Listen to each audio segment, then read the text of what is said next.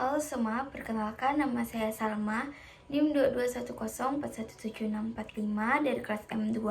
Di video ini saya akan menjelaskan bagaimana cara menulis proposal skripsi untuk memenuhi nilai mata kuliah metode penelitian bisnis dengan dosen pengampu Bapak Adi Mursalin, SEMM. Baik, langsung saja. Saya akan membahas dua topik. Topik pertama yaitu bab 1, pendahuluan. Yang kedua dan topik kedua yaitu bab 2, tinjauan pustaka. Pada bab 1, pendahuluan dibagi lagi menjadi 4. Yang pertama, yang biasanya ditulis dengan 1.1 yaitu latar belakang. Latar belakang diungkapkan timbulnya masalah penelitian serta menguraikan hal yang sangat berkaitan dengan masalah. Latar belakang menjelaskan situasi permasalahan yang perlu diselesaikan. Tujuan latar belakang masalah adalah memberi argumentasi bahwa masalah penelitian yang diangkat adalah valid. Latar belakang masalah berisi apa, kenapa, di mana, siapa, kapan, dan bagaimana masalah yang akan diteliti. Dan yang 1.2 yaitu rumusan masalah. Rumusan masalah merupakan inti dari uraian identifikasi masalah. Masalah perlu dirumuskan dalam kalimat tanya. Ada 3 unsur yaitu mengapa, apa, dan bagaimana. Namun biasanya peneliti menulisnya menggunakan kalimat bagaimana. Yang 1.3 yaitu tujuan penelitian. Tujuan penelitian adalah kalimat yang menunjukkan indikasi ke arah mana penelitian dilakukan atau data-data serta informasi apa yang akan dicapai dari penelitian. Lihat rumusan masalah penelitian dan mencari kata operasional yang tepat untuk menjawab rumusan masalah yang ada.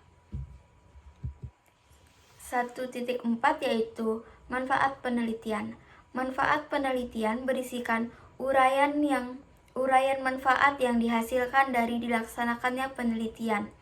Manfaat penelitian dibagi lagi menjadi 2, yaitu yang pertama, manfaat secara teoritis. Manfaat penelitian bagi pengembangan ilmu, yaitu manfaat penelitian bagi pengembangan ilmu dari sisi untuk mengecek teori yang sudah ada, apakah memperkuat atau menggugurkan teori tersebut.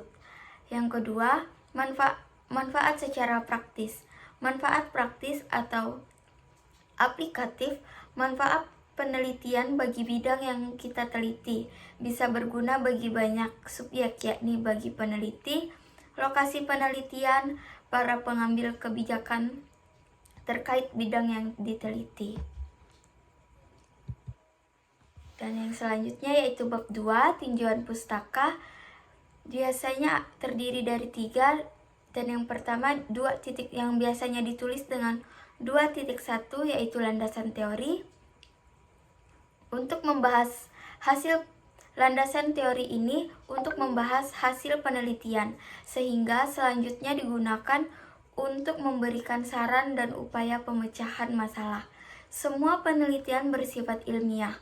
Oleh karena itu, semua peneliti harus berbekal teori. Penyajian landasan teori dianggap tidak terlalu sulit karena bersumber dari bacaan-bacaan. Selanjutnya 2.2 yaitu penelitian terdahulu.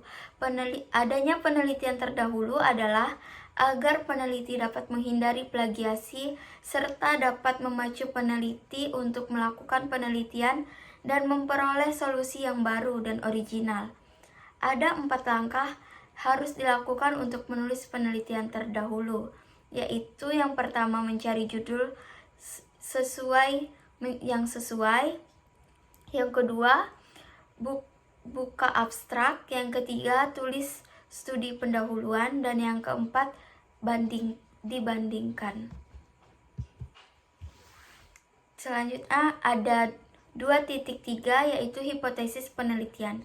Hipotesis penelitian adalah jawaban awal terhadap suatu masalah penelitian berdasarkan hubungan antara variabel, biasanya HO, hipotesis 0. Hipotesis ini mencari apakah ada perbedaan, interaksi, apakah ada pengaruh antara dua variabel, atau sekedar untuk mengetahui apakah terdapat hubungan antara dua variabel.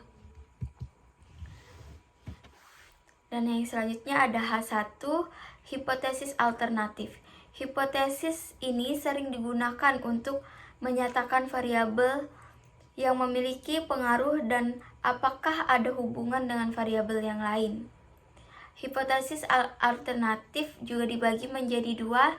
Yang pertama, hipotesis terarah, pernyataan sementara yang sudah ditentukan variabel independennya oleh si peneliti.